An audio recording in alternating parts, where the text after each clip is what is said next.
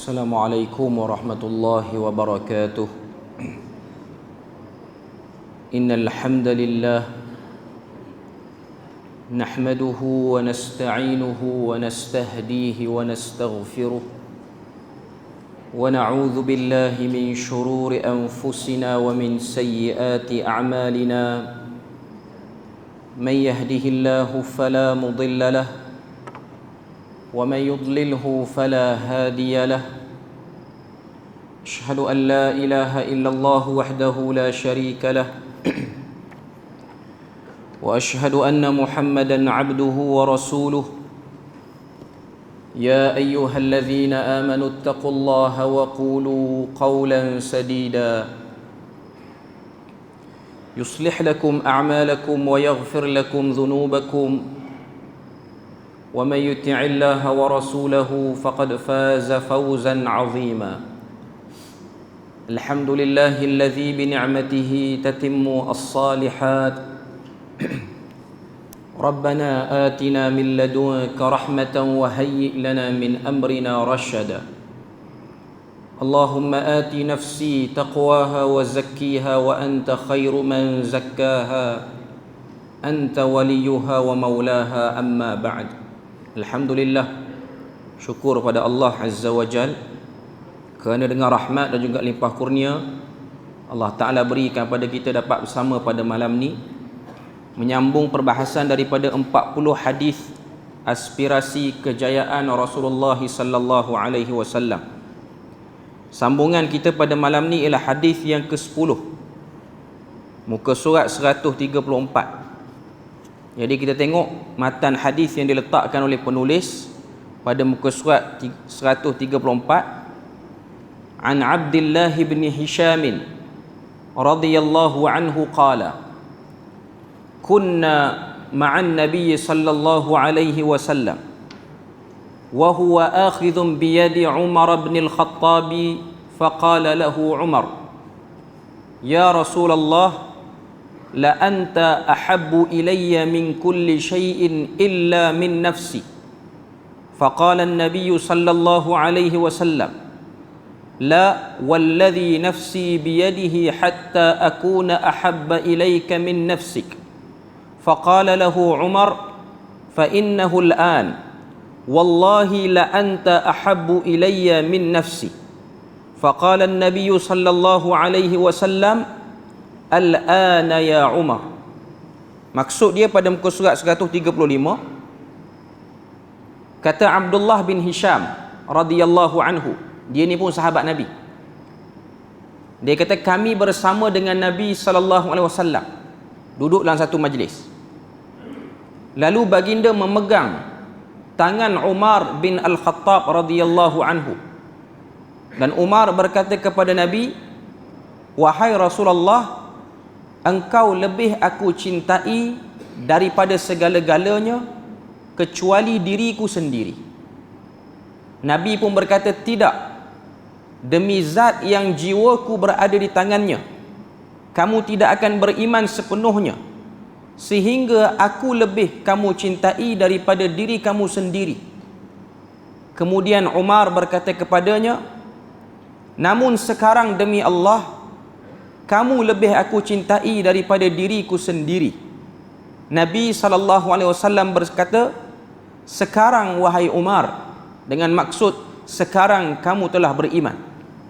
Ini hadis yang diriwayatkan oleh Al-Imam Al-Bukhari dalam kitab Al-Aiman wan Nudhur, bab kaifa kanat yaminun Nabi sallallahu alaihi wasallam, ataupun maksudnya bagaimana Nabi sallallahu alaihi wasallam bersumpah. Dalam hadis ni secara kasar yang kita boleh tengok, secara permukaan awal, apa yang kita dapat lihat ialah daripada perbuatan Umar Al-Khattab. Dia cuba ingin menggambarkan kepada Nabi bahawasanya Nabi ni termasuk daripada benda-benda yang dia prioritikan dalam hidup dia. Termasuklah dia memberikan jiwa dia, iaitu sayangnya dia pada Nabi. Tapi tetap dia mengataskan diri dia berbanding menyayangi Nabi sallallahu alaihi wasallam, sehingga Nabi memperbetulkan konsep menyayangi benda-benda yang utama ni dalam hidup kita ialah menyayangi Allah dan Rasulnya dulu. Cuma dalam perkataan ini ataupun dalam majlis ni memang Nabi sebut tidak akan sempurna iman sehingga kamu mencintai aku melebihi daripada dirimu. Sebab Umar memulakan perkataan dengan menyebut dia sayang Nabi, tapi dia tetap sayang diri dia. Nabi betul balik sehinggalah dia sebut, lepas daripada Nabi betul tu, Nabi kata wallahi la anta ahabbu ilayya min nafsi, demi Allah kamulah makhluk ataupun manusia yang paling aku sayangi melebihi daripada diriku.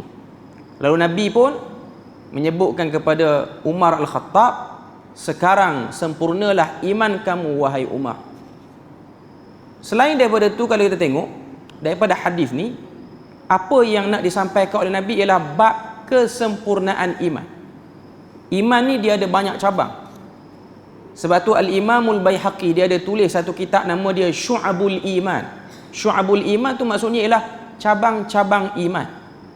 Bahkan dalam hadis pun Nabi sebut al-imanu bid'un wa sab'una syu'batan, wa fi riwayah bid'un wa thamanuna syu'batan. Iman itu ada lebih kurang 70 cabang atau 80 cabang, sebahagian riwayat sebut 60 cabang. Nabi sebut 60, 70, 80 tu bukan terhad pada angka tersebut, tapi nak sebut kata banyak. Lalu Nabi kata yang paling tinggi ialah meninggikan kalimah la ilaha illallah, dan yang paling rendah ialah mengalihkan sesuatu yang menyakiti di jalanan, jalan awam. Maknanya iman itu banyak cabangnya, banyak cara untuk kita tingkatkan kesempurnaan iman. Seorang Islam dia beriman tapi belum tentu dia sempurna imannya. Jadi banyak benda untuk kita ambil tahu apa benda yang boleh menyempurnakan iman. Antaranya ialah meletakkan benda-benda yang utama dan mengkemudiankan benda-benda yang kurang utama. Dalam hadis ni jelas tunjuk kepada kita bahawasanya yang utama mencintai Nabi dulu. Mencintai Nabi. Dan of course yang lebih atas sekali ialah mencintai Allah lah. Cuma nak sebut pada kita bahawasanya dalam hadis ni Nabi sedang mengajar sesuatu yang disebut sebagai aulawiyat ataupun prioriti keutamaan. Kita tengok syarah dia, muka surat 136. Orang-orang berjaya, mereka mencintai diri mereka sendiri. Mereka yang tidak sayangkan diri, mustahil untuk mengasihi orang lain. Disebabkan kasih mereka terhadap orang lain, mereka berjaya. Kejayaan merupakan imbalan yang diperlihatkan oleh individu berjaya untuk dirinya kerana dia cintakan dirinya dan inginkan merasa bahagia. Masih lagi umum, belum lagi masuk kepada maksud sebenar mencintai diri itu apa. Secara umumnya macam itulah dia sebut. Secara khususnya mencintai diri ni maksudnya macam mana? Nilai apa yang kita nak bila mana sebut mencintai diri? Kita mencintai diri kita, kita nak diri kita sentiasa berada dalam kebaikan. Dan kebaikan yang paling utama untuk orang-orang yang beriman kepada Allah dan Rasul ialah sentiasa mendapat perhatian daripada Allah Ta'ala, iaitu mengejar redha dia, dan sentiasa cuba untuk ikut Nabi dengan serapat-rapatnya, terutamanya dalam aplikasi sunnahnya. Itu maksud mencintai diri. Bukan maksud mencintai diri ni kita nak diri kita kalau makan benda yang elok, kalau pakai pakaian yang elok, kalau nak buat apa-apa pun buat benda-benda yang ada kelas. Itu mencintai diri daripada sudut material. Tapi mencintai diri dalam apa yang nak kita bahas ni ialah supaya tidak kita dicelakakan dengan azab neraka. Cinta diri kita ni, sayang kita ni, Tuhan dah amanah kita ni. Tuan-tuan sekarang sedang berada dalam tubuh tuan-tuan masing-masing, tuan-tuan dan puan-puan. Tubuh ini hendaklah digunakan untuk mentaati Allah, sebab dengan taat pada Allah sahaja kita boleh mendapat syurga. Kalau kita tak taat pada dia, maka tubuh ini akan dicelakakan dengan akan diazab dalam neraka. Itu maksud cinta diri.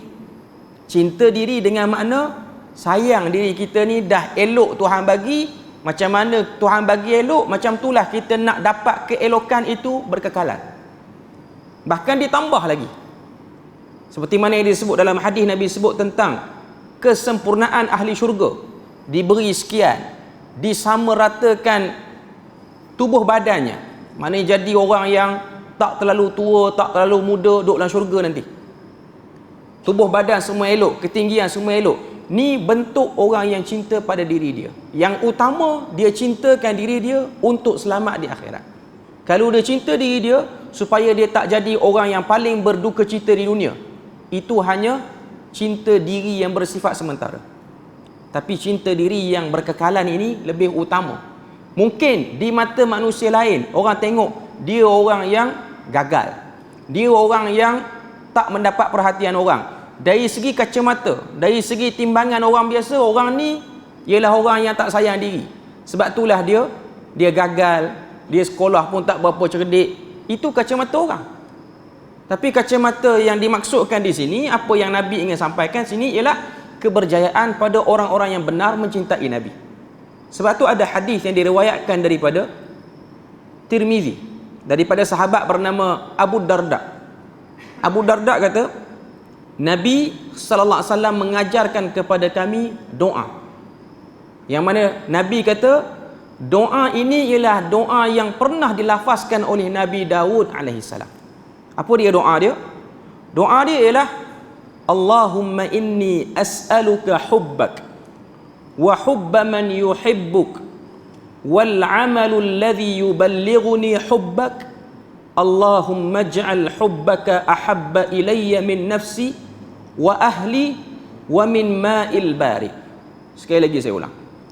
Allahumma inni as'aluka hubbak wa hubba man yuhibbuk wal 'amalu alladhi yuballighuni hubbak Allahumma ij'al hubbaka ahabba ilayya min nafsi wa ahli wa min ma'il ward. Nanti tuan-tuan boleh tengok dalam live, dalam komen tu saya akan letak balik doa ni. Doa ni diriwayatkan oleh Al-Imam At-Tirmizi daripada sahabat bernama Abu Darda, dan Imam Tirmizi menilai hadis ni sebagai hasan, doa ni. Maknanya kita boleh beramal lah. Maksud doa ni apa? Kata Nabi Daud selalu berdoa dengan doa ni, dan aku pun suka doa dengan doa ini. Allahumma inni as'aluka hubbak. Ya Allah, aku berharap sayangnya kamu kepada aku. Wa hubba man yuhibbuk. Dan aku juga berharap supaya aku ni sayang kepada orang yang kamu sayang. Yang ni penting. Sebab untuk jadi orang yang mencintai diri, terutamanya jaga diri untuk akhirat, kita memang kena duduk dalam komuniti yang orang-orangnya pun jenis cinta diri untuk akhirat. Kalau kita duduk dalam komuniti orang-orang yang cinta dunia, bermasalah untuk kita menjaga diri kita ni cinta akhirat. Untuk jaga diri kita daripada terkena murka Tuhan. Kemudian dalam doa tu Nabi sebut, Nabi Daud kata, wal 'amalu alladhi yuballighuni hubbak, dan jadikanlah aku beramal dengan amal yang menyampaikan aku kepada cintamu. Maknanya kita buat satu benda tu Tuhan suka pada kita. Kita tak buat benda yang Tuhan tak suka. Allahumma ij'al hubbaka ahabba ilayya min nafsi. Ya Allah, jadikanlah cintanya aku kepadamu melebihi aku mencintai diriku. Lebih kurang macam apa yang diperbetulkan oleh Nabi Muhammad kepada Umar tadi. Kemudian ada lagi sambungan doa tu, ilayya min nafsi, lebih aku cintai berbanding diriku, wa ahli, dan juga keluargaku, wa min ma'il bari, dan daripada air yang sejuk. Penghujung doa ni Nabi Daud dan Nabi Muhammad ajar pada kita, Allahumma ij'al hubbaka ahabba ilayya min nafsi. Ya Allah, jadikanlah aku ni mengutamakan untuk mencintaimu lebih daripada aku cintai diriku, keluargaku, dan air yang sejuk. Kenapa sebut air yang sejuk? Sebab pada waktu itu dan juga pada zaman, orang kata apa, geografi di tanah Arab ni, antara benda yang berharga ialah air, terutamanya air yang sejuk. Sebab negara dia orang ialah negara yang qillatul ma', air yang kurang. Tambah-tambah kalau kita pergi ke benua Afrika, kadang-kadang air lagi mahal daripada emas lagi. Sebab itu diperlukan. Jadi nak sebutnya dalam doa ni, apa yang ditunjukkan di sini ialah pertama, minta pada Tuhan supaya direzekikan kita ni mencintainya. dan jadikanlah kita dikelilingi oleh komuniti orang-orang yang mencintainya. Yang ni bagi saya sangat penting, khususnya untuk kita pada akhir zaman ni. Sebab tidak akan boleh kita sentiasa optimum dan konsisten dalam menjaga diri kalau suasana sekeliling tak membantu. Sebab manusia memang cepat terpengaruh. Sebab tu kita baca hadis riwayat Bukhari, hadis lelaki yang membunuh 99 orang, sehinggalah dia pergi jumpa satu orang abid. Ni cerita Bani Israel. Dia jumpa satu orang abid, dia tanya, aku ni dah bunuh 99 orang, ada peluang lagi tak untuk Tuhan ampun aku? Abid tu kata, abid ni ahli ibadah, dia tak ada ilmu, dia kuat buat ibadah je. Abid tu kata, yang buat perangai macam ni confirm tak akan dapat ampunan Tuhan. Dia pun dengar abid tu sebut macam tu, dia sempurnakan abid tu jadi yang ke-100, dia bunuh juga. Dia berjalan sehinggalah dia pergi jumpa seorang rahib. Rahib ni ialah ahli ilmu, orang yang beramal dengan ilmunya, orang yang faham kitab-kitab terdahulu. Dia pun tanya, aku ni dah bunuh 100 orang, sekarang ni aku ada peluang tak lagi untuk dapat keampunan Tuhan? Rahib tu kata, ma yahulu bainaka wa baina maghfirati rabbik, apa yang menghalang kamu dengan keampunan Tuhan? Bertaubat kamu pada Allah Ta'ala, sekarang keluar kamu daripada komuniti yang jahat, pergi cari negeri yang baik. Berdasarkan hadis tu kita boleh tengok bagaimana perlunya satu orang untuk dia ubah cara hidup dia, untuk dia ubah sekeliling dia, dia kena pergi cari komuniti yang baik. Nak ubah diri ni memang terpaksa kena keluar cari komuniti yang baik, persekitaran yang baik. Paling-paling kurang persekitaran itu ialah ibadah yang sihat, ibadah yang benar ditunjukkan oleh Nabi. Yang ni sangat membantu untuk orang tu konsisten. Sebab kalau dia cinta diri dia, dia nak pertahan diri dia supaya tak kena azab neraka, dia kena berhati-hati. Sebab di sana ada ibadah yang mengelirukan dan ada ibadah yang jelas. Kita pun maklum, dalam kalangan umat Islam ni ada macam-macam kelompok, dan setiap kelompok ni ada ibadah-ibadah yang mengelirukan. Ada kelompok ni yang suka caci maki sahabat, pun kuat buat ibadah, pun kuat berzikir, pun kuat selawat, tapi selawat dia selawat yang mengelirukan. Doa mereka doa yang mengelirukan. Hari-hari mereka mencaci maki sahabat melalui doanya. Di tempat ibadahnya, ibadah juga. Ada sebahagian orang dia buat ibadah, dia ikut suka dia je. Dia rasa dia rajin, dia tambah rakaat. Dia rasa benda ni munasabah nak buat jemaah, dia buat jemaah. Dia rasa nak baca Quran dia ramai-ramai, dia baca ramai-ramai, sampai jadi riau, sampai jadi tak jadi macam majlis baca Quran apa. Ini juga antara kekeliruan yang berlaku. Sebab tu penting kepada kita berdoa benar kepada Allah Azza wa Jalla dengan hati yang ikhlas, dengan niat yang benar. Kalau kita baca ataupun amalkan doa yang disebutkan dalam riwayat tadi itu, kita akan dapat dengan syarat hati kita yakin. Jadi nak sebut pada kita sini, mencintai diri di sini ialah mencintai diri supaya tak terjerumus dalam murka Allah Azza wa Jalla. Perenggan yang kedua, muka surat 136. Sekarang kita renungkan peristiwa bagaimana perasaan Umar bin Al-Khattab cintakan Nabi Muhammad sewaktu baginda memegang tangan Umar dalam keadaan kasih sepenuh hati. Umar berhajat untuk ungkapkan cintanya kepada Nabi. Kata Umar, kamu lebih aku cintai daripada diriku. Nabi Muhammad sallallahu alaihi wasallam tidaklah menafikan perasaan Umar untuk mengasihi dirinya sendiri, sebaliknya memperbetulkan keutamaan perasaan kasih sayang ini dengan mendahulukan cinta Nabi Muhammad berbanding cintakan diri sendiri. Keutamaan ini menyelamatkan kita daripada kesesatan dan membimbing ke arah petunjuk dan kelebihan yang Allah Ta'ala berikan. Maknanya dalam mencintai pun perlu kenal prioriti dia. Seorang Muslim, semua orang Islam, dia kena meletakkan cinta dia kepada Allah dan Rasul lebih daripada segala-galanya. Barulah dia boleh nak cerita cinta diri dia, cinta keluarga dia, cinta anak-anak zuriat dia dan pasangan dia, cinta muslimin muslimat keseluruhannya sekali lah.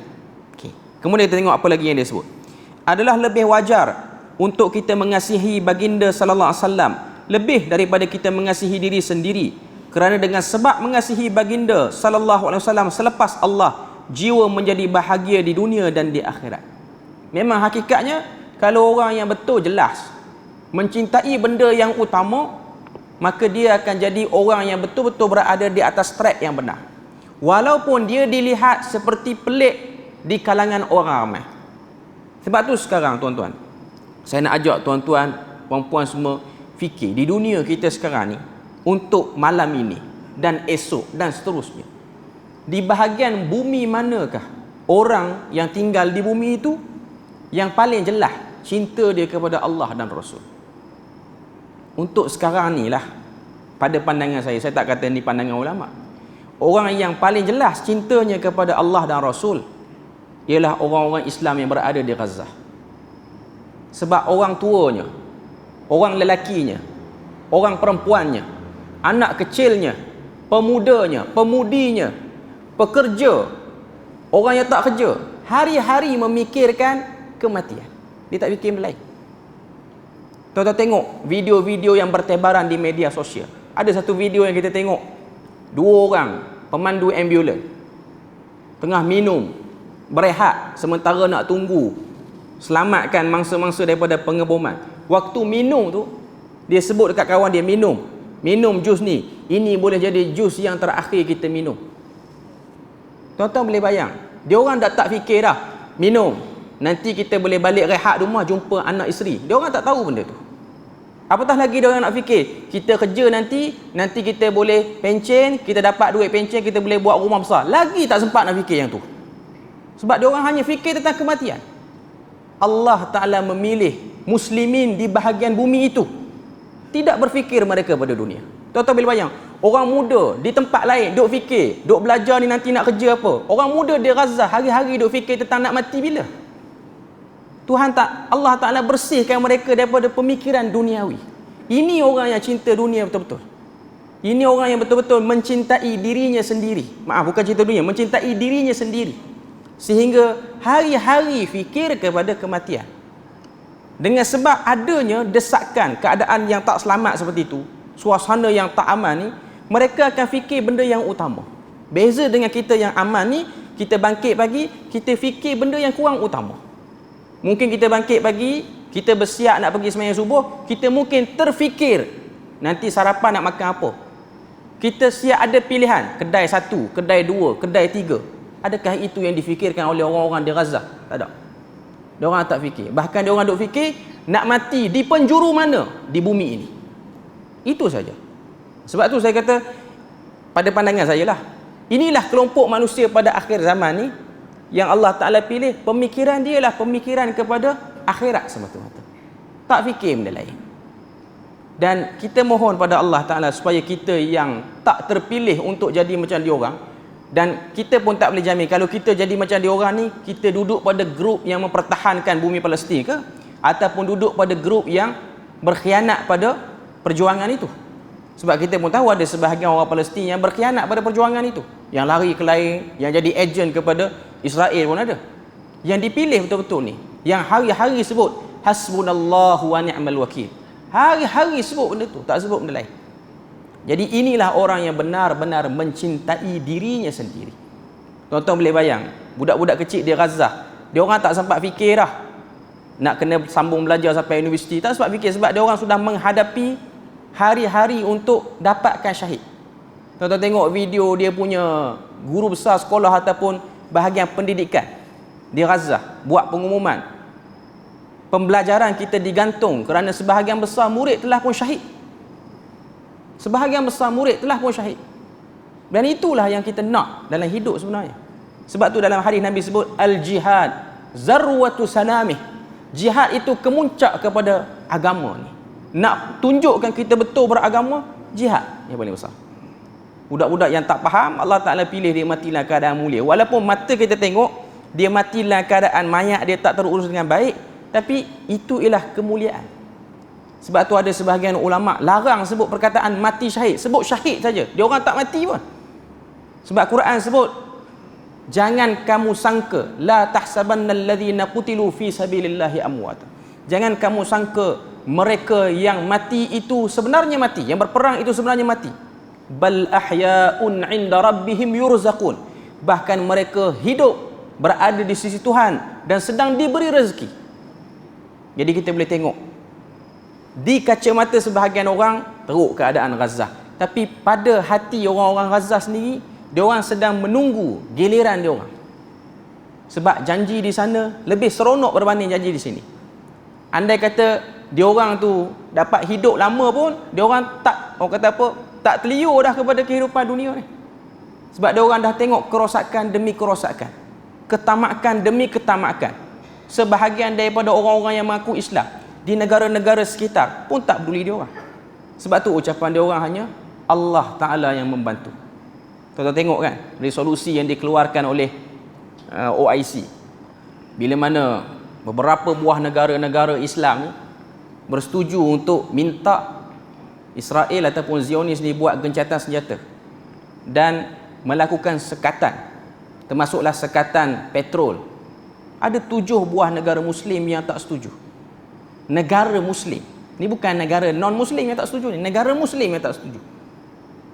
Antaranya ialah Arab Saudi, yang kedua UAE, yang ketiga Mesir, yang keempat Jordan, yang kelima Djibouti, yang keenam Sudan, yang ketujuh ada satu lagi Morocco, yang ketujuh. Ni 7 buah negara Muslim yang bila mana orang bagi idea sekat Israel, jangan bagi lalu ruang udara. No, tak boleh, tak boleh. Yang ni penat nak berjawab akhirat nanti ni. Ini sedia soalan. Sebab antara ruang udara yang paling luas yang boleh diakses oleh Israel menuju ke Gaza ialah ruang udara Arab Saudi. Itu paling luas. Tapi dia orang tak nak. Maknanya dia orang ada jawapan yang cukup kuat. Kalau Tuhan tanya kenapa tak nak bagi, dia orang dah ada jawapan lah tu. Sebab tu dia orang berani kata tak nak bagi sekarang. Saya duk agak macam tu lah. Dia orang dah ada jawapan. Okay. Cuma nak sebutnya ialah itulah realiti orang Islam sekarang. Mencintai diri. Walaupun kita tengok kan, orang-orang di Gaza, zahirnya dia orang mati. Kita baca Quran, kita tengok Ashabul Ukhdud. Tuhan sebut dalam surah dalam juzuk yang ke-30 tu ada satu surah, Tuhan sebut walaupun mereka mati dibakar dalam parit itu, Tuhan sebut mereka ini ialah orang yang berjaya. Yang kita nak kait ni, mencintai diri ni ialah berjaya. Berjaya di mata orang yang benar melihat kejayaan, dan gagal di mata orang yang melihat kegagalan pada tempat yang lain. Mungkin pemuda Gaza tak ada sijil yang hebat untuk dihulurkan ke mana-mana jabatan untuk dia dapat kerja. Tapi dia orang ada satu penyaksian. Sebab tu syahid ni, maksud dia ialah penyaksian, iaitu mereka mempertahankan agama. Yang ni lagi laku. Sebab sijil dalam bahasa Arab panggil apa? Sijil. Syahadah. Mati syahid pun Arab panggil syahid juga. Okay. Syahadah kita ni, degree kita ke, master kita, PhD kita ke, entah laku ataupun tidak untuk bawa depan Tuhan sebagai bukti kita betul-betul angkat agama dia. Tapi syahid yang dilakukan oleh mereka itu bukti. Bukti dia orang dah melakukan benda itu. Jadi saya nak bagi faham maksud mencintai diri di sini ialah mencintai diri kita supaya mendapat redha Tuhan. Bukan cinta diri kita, kitalah yang paling selesa, kitalah yang paling mewah menikmati nikmat dunia, bukan. Zahir di dunianya tidak hebat, tapi di akhirat mereka menjadi orang-orang yang hebat. Kita tengok lagi apa yang dia sebut sini. Pada muka surat 136, adalah lebih wajar untuk kita mengasihi baginda, perenggan paling bawah, lebih daripada kita mengasihi diri sendiri, kerana dengan sebab mengasihi baginda sallallahu alaihi wasallam selepas Allah, jiwa menjadi bahagia di dunia dan di akhirat. Perkara ini tidaklah bercanggah dengan cintakan diri sendiri yang membawa kepada keyakinan diri sekaligus mendorong manusia untuk berjaya. Maknanya cinta diri yang dimaksudkan sini ialah cinta diri untuk mendapat keredaan Tuhan. Sebab tu bila mana cerita tentang Gaza, saya teringat satu orang sahabiah. Sahabiah ni sahabat perempuan. Nama dia Khansa. Nama sahabat perempuan ni nama dia Khansa. Ada satu perang. Saya tak ingat perang apa sebab tiba-tiba duk teringat ni. Tapi hadis ni hadis yang sahih. Dia ni ada 3 orang anak lelaki. 3 orang ni dia suruh join perang, jihad dengan Nabi. Datang utusan, sebab dalam sistem peperangan ni dia akan ada grup yang balik awal. Grup balik awal ni tujuan untuk beritahu kepada orang yang menunggu, kita menang ke kalah. Kalau kita menang, kita duduk relax lah. Kalau kita kalah, kita kena buat persiapan menghadapi kekalahan. Jadi ada tentera Islam yang balik. Perang tu Rasulullah pun join. Tentera yang pertama ni balik, dia taklah ramai dalam 10 orang. Dia pun pergi jumpa Khansa. Dia kata, anak sulung kamu dah syahid bersama dengan Nabi, dah syahid bersama dengan tentera-tentera Nabi. Nabi tak syahid lagi, cumanya syahid bersama dengan tentera-tentera yang Nabi pimpin itu. Muka dia tak berubah, muka dia senyum, dia gembira kematian anak pertama dia. Datang grup yang kedua, 10 yang kedua pula beritahu, wahai Khansa, anak kedua kamu ni pun telah syahid di medan perang bersama dengan tentera Nabi. Muka dia senyum. Datang grup yang ketiga, yang ni grup yang penghabisan dah selesai, Nabi pun balik dah. Orang pun beritahu, anak kamu yang ketiga pun syahid juga. Yang ketiga ni baru dia menangis. Orang tanya pada dia, kenapa satu dua tak menangis, yang ketiga ni menangis? Dia kata, aku habis dah yang ketiga ni, anak yang lah dah. Tak ada dah anak nak bagi untuk agama ni, dah habis dah. Sebab dia duk rasa kalau ada ramai lagi aku akan bagi semua sekali untuk agama ini. Walaupun orang nampak gila perempuan ni, orang nak anak tu hidup lama, dia nak suruh anak tu mati cepat. Dia mencintai dirinya sebab dia tahu dengan syahidnya anak dia tu akan dapat senang ke syurga kerana syahid. Sebab memang ada hadis Nabi sebut, orang yang mati syahid ni boleh jamin beberapa orang ahli keluarga dia. Itu hadis yang sahih. Jadi dia gembira. Kita nampak, sebab tu saya sebut tadi, kacamata sebahagian orang nampak macam teruk dia ni, orang nak anak tu berbakti pada kita. Tapi pembaktian yang paling besar ialah membuka jalan sebaik mungkin untuk mak ayah dia tu boleh lalu secara selamat ke syurga di akhirat nanti. Jadi ini sudut pandang orang beriman. Berbeza dengan sudut pandang materialistik, mereka melihat kejayaan itu adalah kejayaan dunia semata-mata. Mendapat pangkat yang terbaik, mendapat himpunan harta yang terbaik, mendapat kedudukan yang terbaik. Kalau dapat benda tu tak salah. Cuma nak katanya bukan itu tujuan utama hidup ni, bukan memburu benda tu. Muka surat 137. Maksud keyakinan diri di sini ialah bagaimana seseorang berhadapan dengan dirinya dan penilaian umum terhadap bagaimana seseorang mengasihi dirinya. Sebahagian pihak lain pula mentakrifkan keyakinan diri sebagai sifat yang merujuk kepada tahap cinta atau benci seseorang. Tidak mustahil seseorang untuk membenci dirinya sendiri. Okey. Perenggan ni dia tak berjaya nak bawa maksud sebenar penulis apa benda. Kalau tuan-tuan baca 2 3 4 kali dia macam ada ulang ayat sama je. Okey. Maksud yang dia nak bawa di sini ialah bila mana satu orang tu dia ada rasa sayang pada diri dia, sayang diri dia supaya diri dia tak kena murka Tuhan. Daripada sayang tu dia ada keyakinan, aku boleh nak dapat benda tu. Aku boleh dapat benda tu. Sebab aku ni orang yang betul-betul nak jaga diri aku, sayang diri aku, tak nak kena kepada murka Tuhan. Aku boleh menjadi orang yang buat benda Tuhan suka. Itu maksudnya. Bila mana ada perasaan sayang pada diri, maka akan terbinalah pada diri itu keyakinan diri untuk beramal. Sebab itulah Nabi SAW selalu encourage para sahabat ni untuk jadi orang yang kalau beramal, beramallah sebaik mungkin. Jangan beramal tak habis. Kalau nak berdoa, berdoalah sebaik mungkin. Jangan berdoa lebih-lebih kurang. Kalau nak berjihad, berjihad sungguh. Kalau nak tolong orang Islam, tolong betul-betul. Ini ialah bentuk untuk membina keyakinan diri sebagai manifestasi orang yang cintakan dirinya sendiri. Sebab tu orang yang bersedekah, orang yang tolong orang, inilah orang yang cinta diri dia. Cinta diri dia supaya diri dia selamat. Sebab waktu dia ada harta, dia sedekah dekat orang, walaupun di mata pengukur materialistik orang tu dah kurang harta dia, tapi di mata orang yang lebih jelas lagi, orang yang ada iman, yang percaya pada Allah Azza wa Jal, di mata orang ini dia yang perlukan perbuatan itu. Dia yang perlukan sedekah. Bukan orang susah tu yang perlukan duit dia, tapi dia yang perlukan kepada orang susah tu, sehingga dengan duit dia, dia boleh selamatkan diri dia. Kalau orang materialistik, duit dia cantikkan diri dia. Dia ada duit banyak, dia pun pergi negara mana buat pembedahan plastik, bagi cantik lagi diri dia. Sebab dia rasa itulah bentuk cinta diri. Tapi orang beriman, cara dia mencintai diri dia dengan duit yang banyak, dia bagi pada orang-orang susah. Sebab dia rasa dengan orang susah tu guna duit dia, simpanan dia di akhirat lagi banyak. Dan dia dah rasa selesa, Walaupun hakikatnya tak boleh rasa confirm selesa, tapi dia dah rasa lega sebab dia dah guna saluran itu, saluran yang betul. Walaupun dia bukanlah daripada kalangan orang yang segak sangat di dunia, tapi dia sudah cuba mencintai diri dia pada konsep yang lain. Tuan-tuan faham apa yang saya nak sebut tu? Jadi mencintai diri di sini ialah mencintai diri supaya mendapat redha Tuhan. Okay. Keyakinan diri mempunyai kesan mendalam ke atas setiap sudut kehidupan kita. Ia mempengaruhi bagaimana kita bekerja, bagaimana kita berinteraksi sesama manusia, dan bagaimana kita mampu mempengaruhi orang lain. Ia turut mempengaruhi kesihatan jiwa kita. Demikian itu, penilaian diri sendiri lebih utama berbanding penilaian terhadap orang lain ke atas diri kita.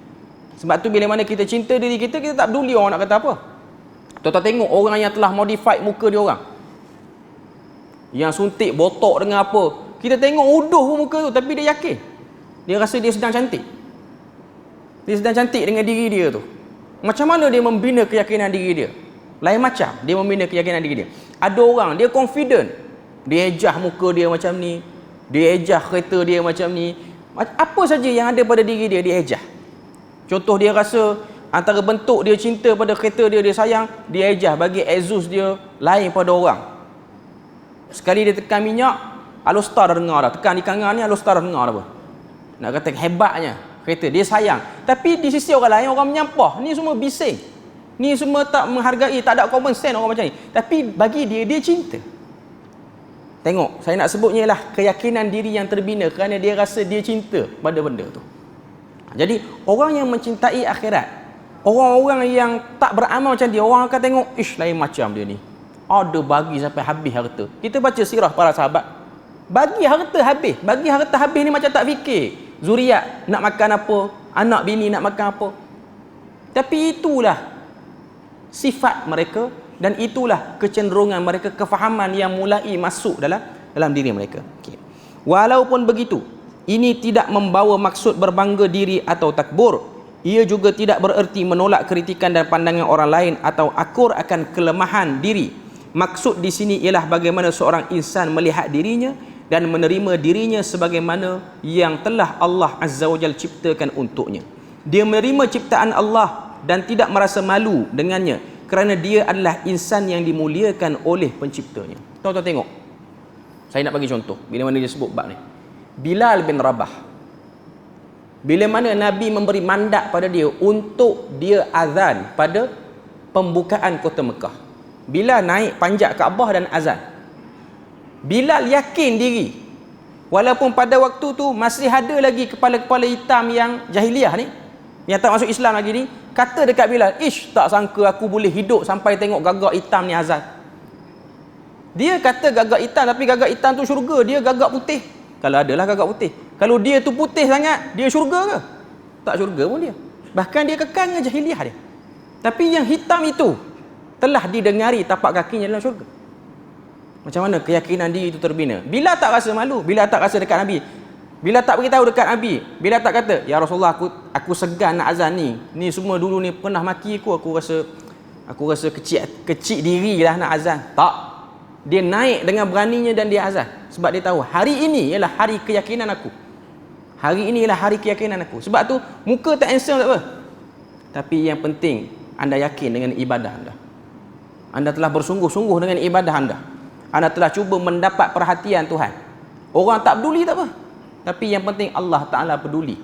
Sebab tu kalau tuan-tuan tengok, saya anjurkan pada tuan-tuan puan-puan baca Sifatus Safwah oleh Ibn Jauzi. Ibn Jauzi dia ada tulis kitab Sifatus Safwah, cerita orang-orang saleh yang tak dikenali. Lebih pada 20 orang dalam buku tu menghimpunkan hamba-hamba kulit hitam saja, kebanyakannya, yang telah ditemui oleh ulama-ulama hebat di zamannya, yang lebih mustajab doanya. Dia hamba, dia tak dikenali sebagai alim pun, tapi doa dia lagi mustajab. Sebab apa? Dia yakin diri dia, dia boleh jadi orang yang betul-betul mendapat cinta Tuhan daripada kecintaan diri dia, supaya dia tak terkena murka Tuhan. Sebab tu kalau kita tengok dalam surah At-Tahrim, Allah Ta'ala sebut pada ayat yang ke-6, ya ayyuhallazina amanu qu anfusakum, wahai orang-orang beriman, jaga diri kamu dulu. Kita bagi lalu azan dulu, nanti kita sambung sikit. Okey, kita sambung sikit. Kita tengok dalam surah At-Tahrim ayat yang ke-6, Allah Ta'ala sebut, ya ayyuhallazina amanu qu anfusakum, wahai orang-orang beriman, jagalah diri kamu sendiri. Jaga diri di sini sama makna dengan mencintai diri. Jaga untuk apa? Jaga supaya tak kena disentuh oleh azab dan api neraka. Tapi Tuhan sebut qu anfusakum, jaga diri kamu sendiri dulu. Wa ahlikum, ahli keluarga kamu, nara, supaya tak tersentuh dengan api neraka itu. Yang mana neraka itu waquduhan nasu wal hijarah, bahan bakarnya itu ialah daripada timbunan manusia dan juga batu-batu. Dan padanya kata Allah Ta'ala, alaiha malaikatun ghiladun, padanya malaikat yang sangat bengis dan tegas, la ya'sunallaha ma amarahum, tak pernah mereka bermaksiat terhadap perintah Allah, wa yaf'aluna ma yu'marun, dan menjalankan apa yang diperintahkan oleh Allah kepadanya. Jadi daripada surah At-Tahrim ayat ke-6 kita boleh attach dengan hadis ni, iaitu maksud mencintai diri itu ialah membentengi diri, cinta diri kepada syurga dan menjauhkan diri daripada neraka. Muka surat 138 dia sebut situ, dia menerima ciptaan Allah dan tidak merasa malu dengannya kerana dia adalah insan yang dimuliakan oleh penciptanya. Tadi kita sebut bagaimana Bilal bin Rabah, dia punya fizikalnya tak menarik, tapi dia tak peduli benda tu. Dan Nabi pun tidaklah fokus pada benda tu. Bahkan Nabi menunjukkan sikap yang lebih lagi, iaitu Nabi menunjukkan pergaulan yang baik dengan Bilal bin Rabah. Lalu didatangkan dalil daripada surah Isra ayat yang ke-70, walaqad karramna bani adama wa hamalnahum fil barri wal bahri wa razaqnahum minat tayyibat wa faddalnahum ala kathirin mimman khalaqna tafdila. Sesungguhnya kami telah muliakan anak Adam, kami telah angkut mereka dengan pelbagai kenderaan di darat dan di lautan. Maknanya nak sebutnya dimudahkan asbab-asbab untuk kita dapat rezeki. Kami juga telah memberikan rezeki pada mereka daripada benda yang baik-baik, serta kami telah memberi kelebihan kepada mereka dengan sempurna mengatasi makhluk-makhluk yang telah kami ciptakan. Ayat ni cukup untuk dijadikan sebagai pedoman dan benteng kepada kita untuk tidak terkesan dengan sudut pandang material yang diimani oleh sebahagian orang sekarang. Sebab orang sekarang menilai orang daripada pengaruhnya, menilai orang daripada hartanya, menilai orang daripada pendidikan yang tinggi semata-mata. Tapi agama kita mengajar lebih daripada itu lagi, iaitu dilihat kebaikan orang itu ialah pada kesalehannya.